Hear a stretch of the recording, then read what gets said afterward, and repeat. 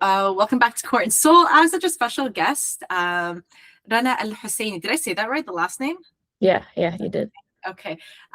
We met because we played in a basketball tournament against each other. You came with Bill Keys, and you guys were stacked when you guys came up here, right? And I think we played you guys in the finals. Yeah, and you guys handled us pretty easily. But it was so cool to see, so many really good Muslim women coming out and hooping. And I don't think we see enough of that. And it Mhm. was really cool. You should have seen the looks on. You probably didn't notice it because you're in it, but yeah, I was looking around. Some of these kids were like looking at you guys like, holy smokes, like that could be me. Mhm. And I'm not sure how it was for you growing up, but I didn't really have that. Like there was nothing like that here, in terms of representation, me being like, oh my God, I could be like her. So anytime that I looked up to someone, it was definitely no one that was Muslim or even Arab. So maybe you can speak to that a little bit. Yeah, no, definitely growing up. I mean, my parents in general didn't think I was gonna be playing basketball, and like I didn't even think I could play basketball because like you don't grow up around that, you know. And the only way really I got into it was we had lost our house, and I was forced to switch schools. And there was actually a coach. She kind of took me in. I had taken part in like assembly and made a half court shot, and then after that she took me in. She's actually Lebanese as well, and she started taking me to tournaments with her daughters and trainings and stuff like that. So like I grew up not having a role model and anything to look up to. So when I had broken records and stuff like that, it was all new to not just me but like the community. um so yeah, like I've like now my mantra obviously going through coaching is just being that representation for other Muslim girls to like truly understand like their ceiling is so high, but also having the power to recruit them as well. That's incredible because it was a mentor that came into your life that was able to say, hey, here, let me just open a door for you, and you like storm through that door. Can you take me through a moment you realized you're no longer just a player? How did your identity shift when you stepped into coaching? So now you're an amazing player, you had a great career, and now it's, well, I'm not a play anymore, and now I got to get to this next part of my journey. Yeah, so like I always wanted to be a coach, even like as a player, like my leadership, especially now going through coaching, I realized it was much different than a lot of people are used to. And like, so even as a player, I was like, I can't wait to be a coach. I can't wait to be a coach. And I guess the one time I would say, or like the one period of time where I realized like, okay, this is a way different role was, last year I was coaching in Charleston, West Virginia, and everything that was happening in Palestine and Lebanon was going down. And I remember being the one that was nurtured, like when things were going through stuff, like when I was going through things, I'd have my coaches, I'd have different people that I could reach out to. But like when you're no longer the person being nurtured, you're the person that people are coming to be nurtured. And it's kind of like a parent, like your kids don't care what you're going through. They just think that you're this perfect human being with no problems, and you got to come in and show up for them. So that's kind of how I felt with everything happening in like Palestine. I had to come into practices and show up. Nobody cared what was happening like outside those doors. You had to come in, coach them, and they probably still catch an attitude with you. And even if you had an attitude, it was like, what's wrong with you? So it's just kind of the very clear distinction between like being nurtured and like the person who is nurturing, that I had a hard time with. But I'm kind of starting to understand my parents a little bit more, which kind of helps too. Yeah, those are great points, and definitely something I can relate to, especially, things aren't getting better in the world, Yeah. and you just got to show up and do your job. And you kind of expect that from your players as well. But like you said, at least there's coaches that are thinking of you, as you know, you have your group chats, you talk about different Yeah. players and how you can be there for them. Yeah. So it's nice that you're able to, that awareness you have that, hey, this is a different role that I'm stepping into. So, as someone who's competed at a high level, what part of your player identity was hardest to let go of? And what parts have you carried into coaching that you feel are important for you to still have? Yeah, everyone who knows me knows I'm like the most competitive person ever. Like it's almost sometimes unhealthy because I feel like I can't participate in like regular stuff and not get mad about like losing. Um, so I definitely would say like my energy and competitiveness is something like basketball is an outlet for me still to kind of like um let that kind of go. But I feel like I have to draw the line sometimes between like how involved I am in the sense where it's like you hung up the shoes.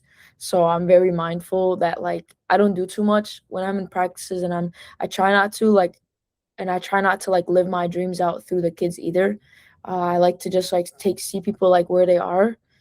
If you have goals to do something, like I will help you, but I will never like put my kind of goals and aspirations on anyone else. And I think that's just so important because a lot of times you find people who are just like kind of living their own like history through you, and it's like you catch them doing too much. So for me it's just being able to just kind of separate myself, like I'm in a coaching role, I'm trying to help you grow as a human being and as a player, compared to just kind of like trying to prove to the players that I was once a really good player. Like it doesn't really matter at that point. Like you got to just swallow your pride and just make them think that you're not like it is what it is. Like there's nothing you can do at that point. So Oh my God, yeah. you said that perfectly when you said, they don't care that you can score. How are you Yeah. helping them in their growth? And I Yeah. think that is a struggle a lot of coaches, especially when they've had successful careers, right? Yeah. If you've won, if you what are, championships, all-star awards, and you think, oh, I could do it better. And that's why not all good, even, great players can become coaches,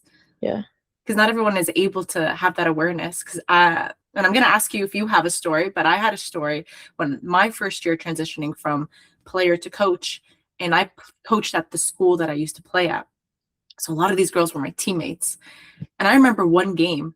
I literally stood up and I yelled at one of the girls, and I said her name. I'm like, "You're not trying to win," and because I have that same competitive Mhm. attitude, and it's different. It's not like you can go on the court, you can get after each other. This is, you're on the bench, Yeah. and you're like, okay, I shouldn't have done that. Yeah. And I remember my athletic director was like, keep it to one or two words. They're not gonna take you in Yeah. from that. So was there a moment where you're like, ooh, maybe I should approach this differently for you? Yeah, I feel like like on the bench, I'm super aware. Like, when like people say like the obvious, like when someone does get a rebound, they're like, get a rebound. But it's like, I'm very aware of the fact that like if they could, they probably would have, like type deal. Like, I'm not here to embarrass you either. But I have a really hard time when someone has like bad body language or someone thinks they're like too cool.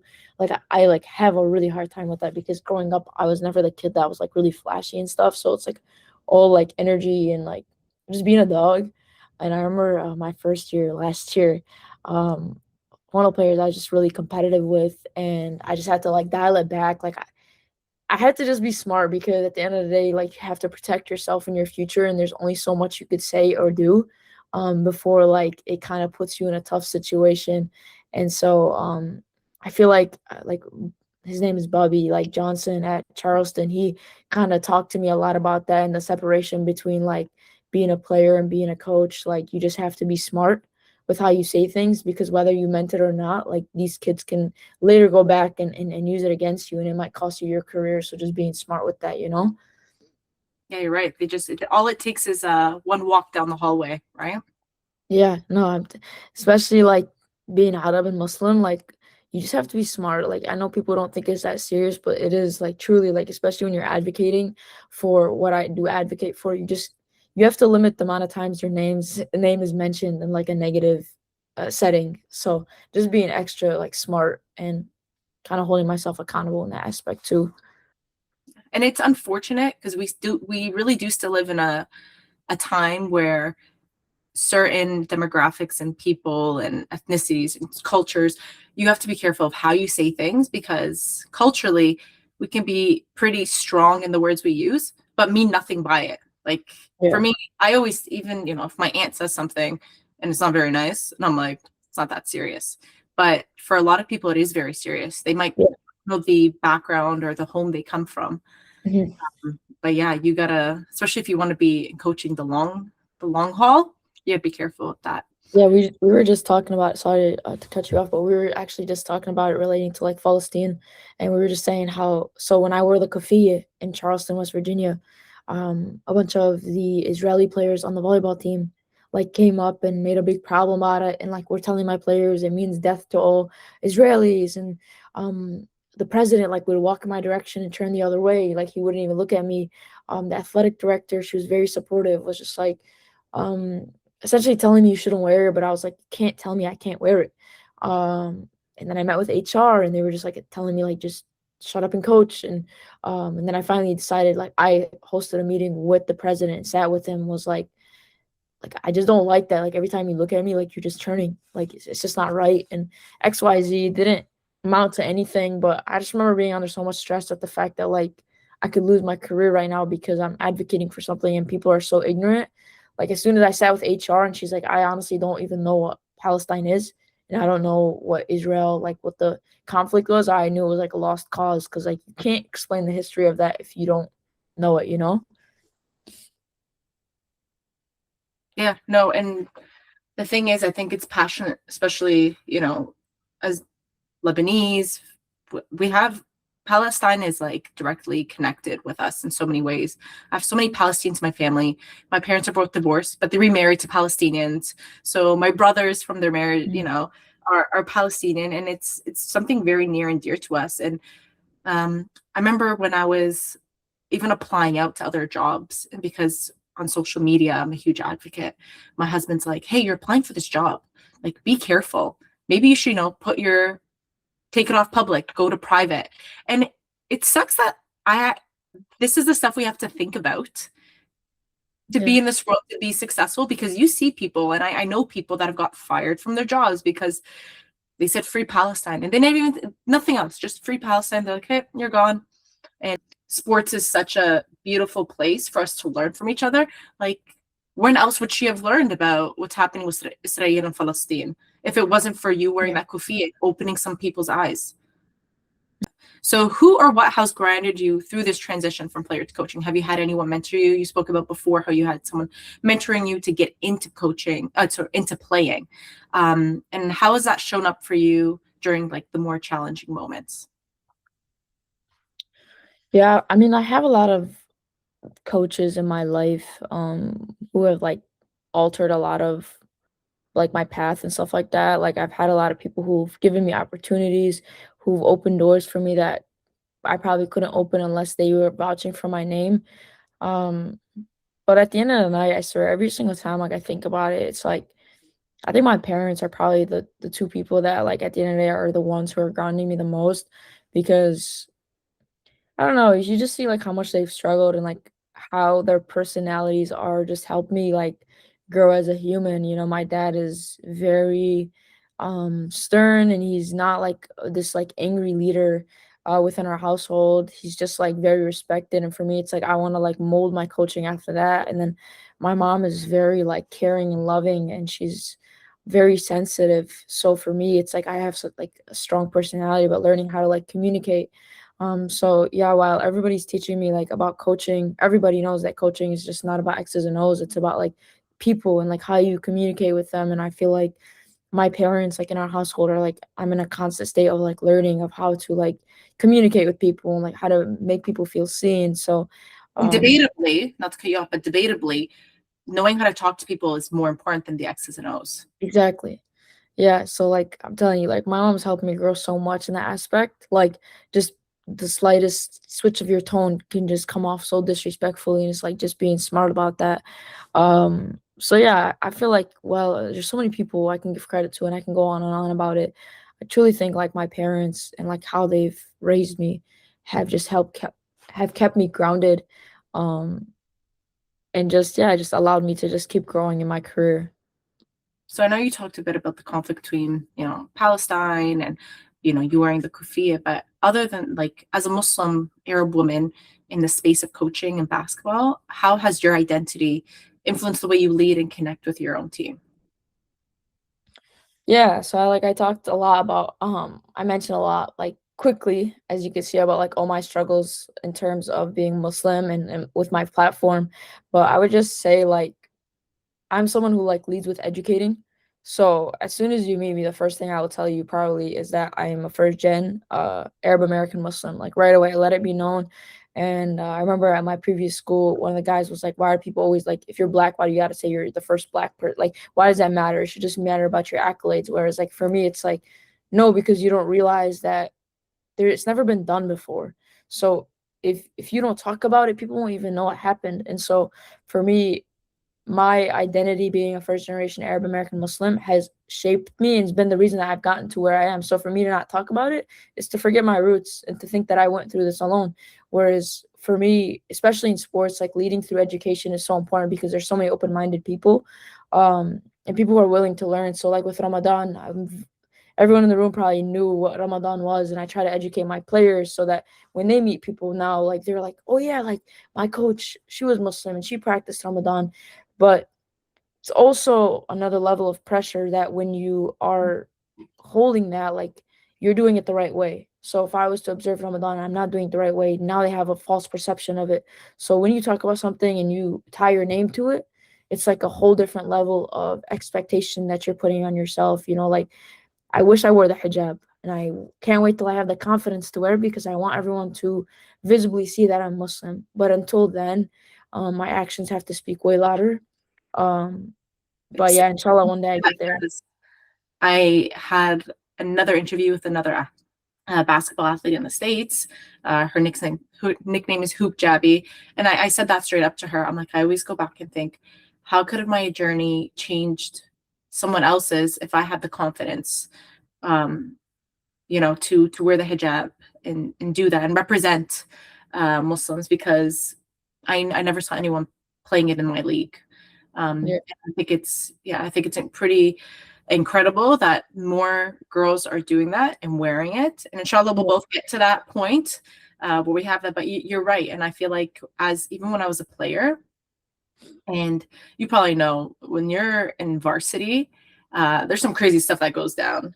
Like yeah, there could be podcasts and stories that I've heard and seen, but still to represent yourself in your religion, while being in that space too, what for me was difficult because there's tons of temptations.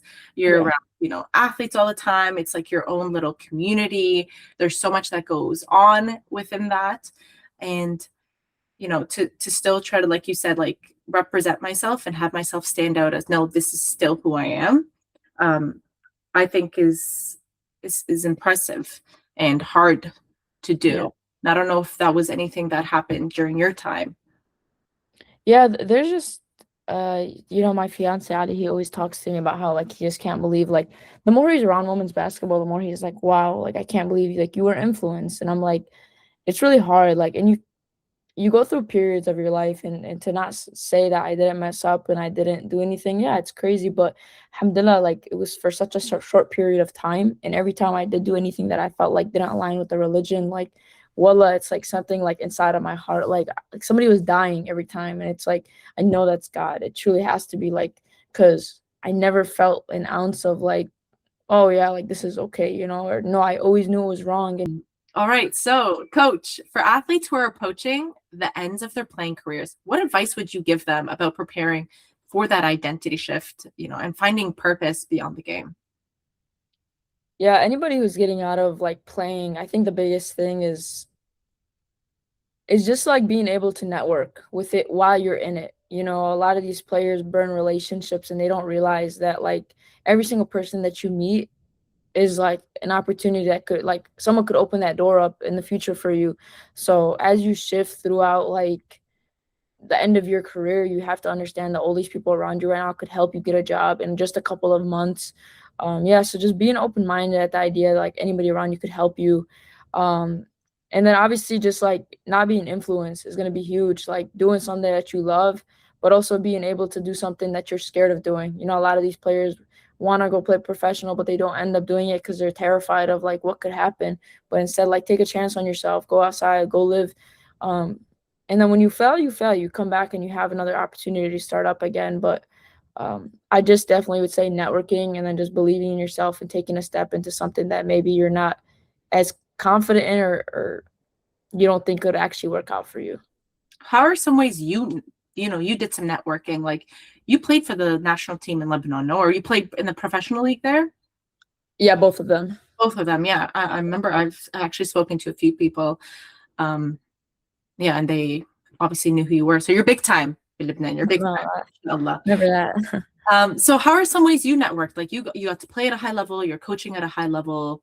Or how did you get your foot in the door? Honestly, Willa, like I genuinely treat everybody equally. Like from the janitor to a person who did our laundry to the athletic director.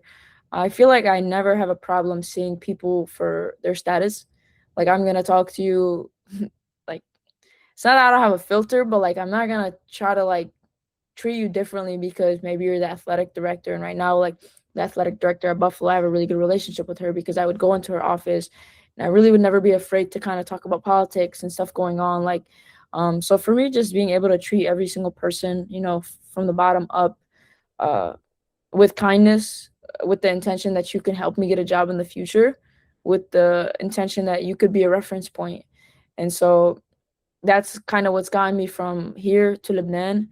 Um, and also just being true to my roots, especially if you're a Muslim, especially if you come from a different country, just being able to stand on it and speak on it. Because I feel like if I wasn't so vocal about Lebanon and everything like that, maybe my name would have never gotten into the circuit that like, hey, she could hoop and stuff like that. But another big reason is I come from Dearborn, and Dearborn is the highest concentration of Arabs in America, and that also helps kind of getting my name out there. So that helps a lot. So and I've done a lot to give back to this community, so I'm pretty well known here as well. So That's sick. I've actually never been to Dearborn. My sister has. She has a lot of friends there. She's gone to yeah. weddings. And I told my husband, I'm like, I can't go to Lebanon. I'm like, but I would really like to go to Dearborn, Michigan. Mhm. Because apparently it's like Little Lebanon. You can feel it. Yeah, So if I'm ever there or near there, I'm going to hit you up and say, I don't know if you're around, but yeah, I um, know that like the like just going to the mosque here is amazing. Like the mosque is the biggest one in North America, and like the food here is amazing. It's really good. So yeah, if you're ever around, just let me know. If I'm not here, my family will open their door for you. So I appreciate that. Yeah, I think Nancy Ajram's going to be out there. So I might go that weekend. this summer. Yeah, May, I think May 9th. She's Oh wow, I think I not seen that. in Dearborn, but she's like 15 minutes from there.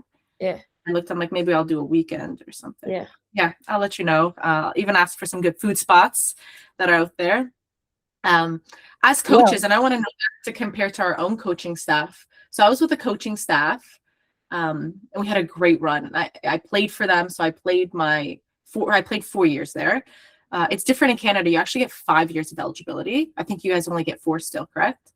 Yeah, yeah. Yeah, so we get 5 years. So I played 4 years, and then I played at my teacher's college for 1 year afterwards. But anyways, I came back to coach with them, and we coached together for I think 10 years, and we were extremely successful. We had 2 national championships, 6 provincial championships. But the thing I Oh, remember most is not even the winning. It's we we were such foodies. Like all we talk about is yo, what are we eating next? Like we get a nudge, or if we're ever up during a game, oh, what are we eating for dinner? What are we eating after? Is that just an us yeah. thing? Are we like little fatties, or other coaches are thinking about their next meal? No, I think it's wait, was the other coach you were working with, was they were they Arab too or they were American? No, our coaching staff, the head coach was Indian, the one assistant was Trini, and the other assistant was Jamaican, and then there's me. So we had such an interesting dynamic. Wow, that sounds great. It was Um, fun. yeah, no, you know, voila, with like Americans, like in America, everything is business. It's like business, business, business, like, and like luckily the staff I'm working with now, like they're amazing human beings and we have our fun, but honestly, no. The only time I've experienced this is like during Ramadan when I had to break my fast and our dobo would like DoorDash me food. So I'd be like, oh, like let me Ah! look what's like in the area. But other than that, like everything is pretty much business. All right, so Within it, yeah, well, no, we're fat asses. That's good to know. yeah. But maybe, hey, like my goal is to be a head coach. That's my dream. You never know. Maybe I'll follow that little. Maybe I'll start doing that when I become that. It's funny because we felt a little bit better about that because Popovich from the Spurs, I think him and Tim Duncan, I think, during that legacy that they had, the run, Yeah, he's like, "Where are we eating for dinner after?" And when I heard them say that, I was like, "Hey guys, looks like we're yeah. doing something right." We're So eating good. Yeah, I we're remember eating. when I was at Trust and I would always like be looking at different places to eat good. Like it's just important. Like I love food. I love good food. When you eat good, you feel good. So And I feel like Lebanese people, we like our good food. Yeah, I'm gonna pay a little bit more if it means I'm gonna get a good meal, like That's that what I'm social talking meal. about. We used to do like anytime we're on the road, a lot of the times people want to hit the mall and go shopping. I'm like, I'm not trying to spend my money on that. I'd rather get some good. I'd rather spend more and eat something good. Yeah, Dear one is like that. Like you're paying so like it's actually outrageous like how much people are paying for stuff here, and it's like it's overpriced because we know Arabs are gonna like Lebanese people especially are gonna pay for. They don't care if it's aesthetically pleasing, they're gonna buy it. Yeah. Okay, I don't want to take too much of your time. Is there anything, like any advice you would give someone that's trying to get into the coaching realm but struggling at this point? Because I think for you now, we got pretty lucky. We had pretty good connections. We were able to kind of transition into that. What advice would you give to them? Yeah, I mean, I would definitely say like so throughout my career, like I emailed a lot and I never sent ever generic emails. Like I honestly sent like some very heartfelt emails, and 3 of the 4 actually got me offers, as a player and as a coach. So for me, I would just, like, tell people to do your work, like, truly, like, I think people just expect things to come to them, and for me, I actually always have to dial back, like, people tell me, "Okay, you're doing too much, like, you need to just let it like, you did your part, leave it to God," but, you rarely find that, and, even now as a coach, like, I get so many emails in a day, and it's, like, the same generic, like, copy paste, like there's no personality to it. It's usually their parents that are emailing it. So if you're someone who's struggling, I would honestly say like do your due diligence and like go out of your way, like educate yourself about what you're actually trying to get into, and take risks, put yourself in a vulnerable situation.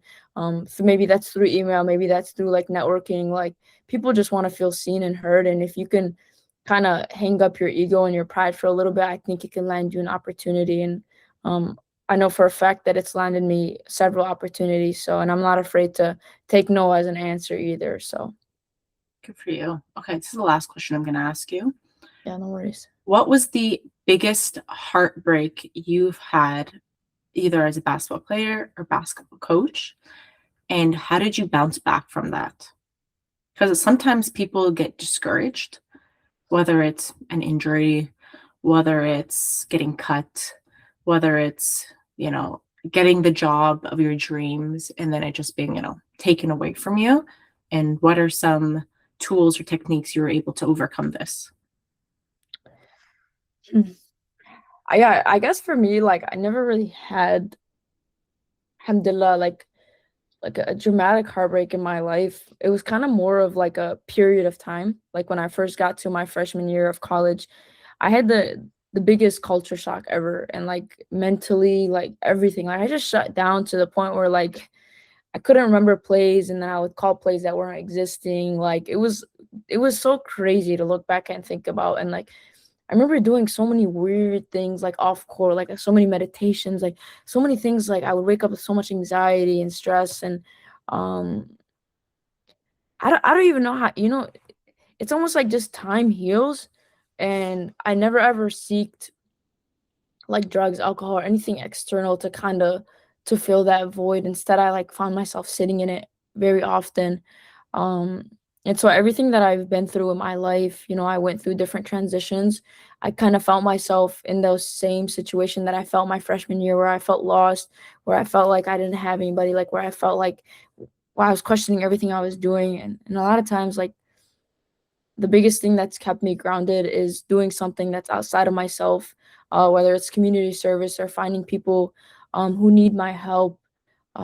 That's truly got me through those worst situations. And I remember telling my teammates back in Edinburgh, if you see me doing a lot of community service, you should probably check on me, because I feel like in my hardest times in life, I found myself helping somebody else, because I feel like it's helped me forget about myself and helped me forget about um, everything that I'm going through. Because I remember I had this little 12-year-old girl who I would mentor, and like crazy story, but when she would look at me, she would view me as this like amazing human being, and it would make me forget about all of the stuff that I was dealing with, and just how first world and superficial those problems were. So, yeah, I would say the biggest thing that gets me out of uh, a hard time is going outside of myself and doing something for the world, and hoping that you know it would kind of relieve myself selfishly.